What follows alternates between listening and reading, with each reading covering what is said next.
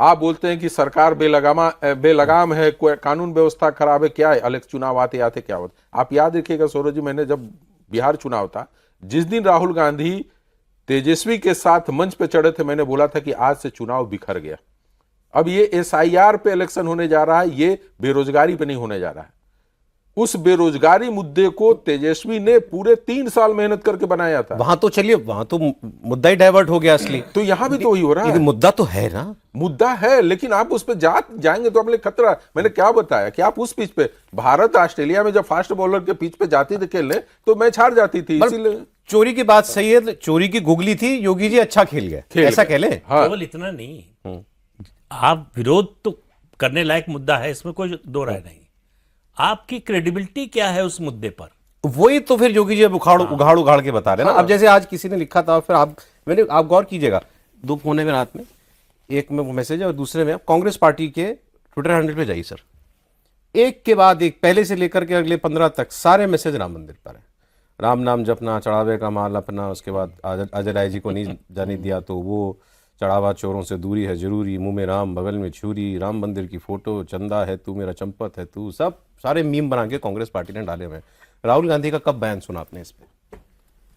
राहुल गांधी का बयान वीडियो पे कब सुना आपने?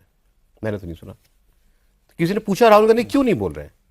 उनका कि राहुल गांधी को कम से कम किसी ने ये सही एडवाइस कर दिया है कि इस आप मत बोलो, ये मुद्दा आपका नहीं है, आपको नहीं जाना, इस गली जाना ही नहीं। इस मुद्दे पे आपके पिताजी मार खा चुके हैं। हाँ, तो वही बात है जो मतलब शायद कांग्रेस समझ रही है, लेकिन बाकी ऑपोजिशन अब वो ना उठाएं तो फंसे और उठाएं तो फंसे।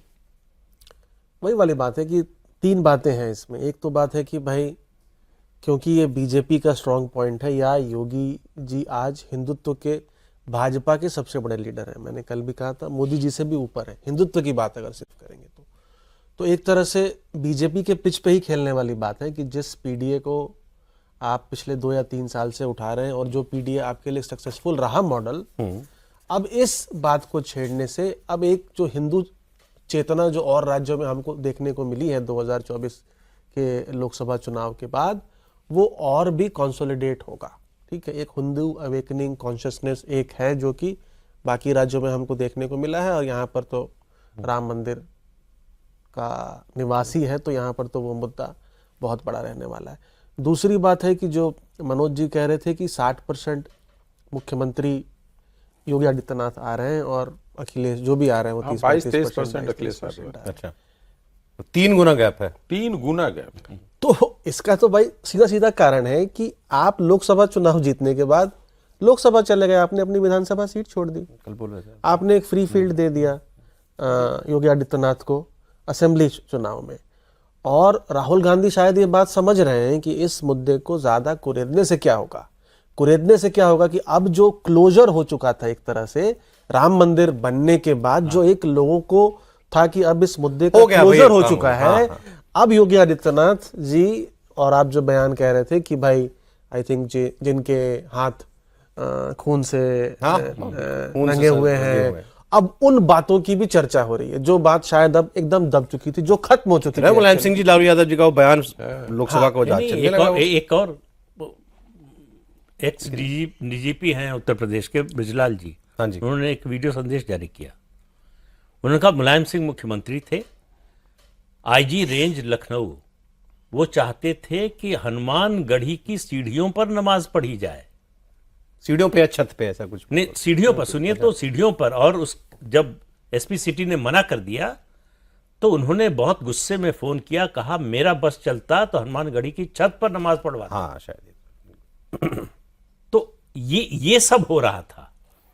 वहां से आप सोचिए कि कहां पहुंची है राजनीति, कहां पहुंचा है देश। कितनी अजीबोगरीब स्थिति है। आप जो बता रहे हैं, आप लोग डेटा से बताते हैं कि राम मंदिर बनने के बाद जो इलेक्शन हुआ उसमें बीजेपी का नुकसान हो गया।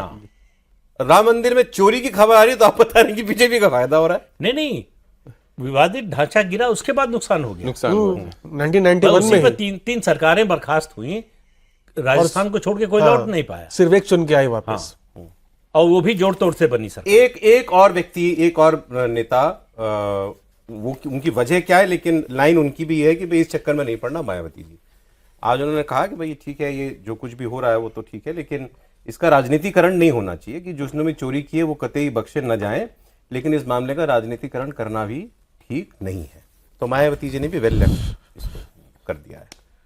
लेकिन मायावती को आप देखिए, पिछले 2-3 साल से वो पॉलिटिकली करेक्ट होने की कोशिश नहीं कर रही। वो किसी भी स्टेट्समैन को इश्यूज पर जिस तरह से बोलना चाहिए, हाँ, उस तरह से बोल रही है। अब वो स्टेट्समैनशिप है या मजबूरी? आप मजबूरी कैसे, मजबूरी तो कब से है, तब क्यों नहीं बोल रही थी भाई? कांग्रेस को जब यूपीए को समर्थन दे रहे थे दोनों सपा बसपा, तब भी मजबूरी थी, तब तो ज्यादा मजबूरी थी।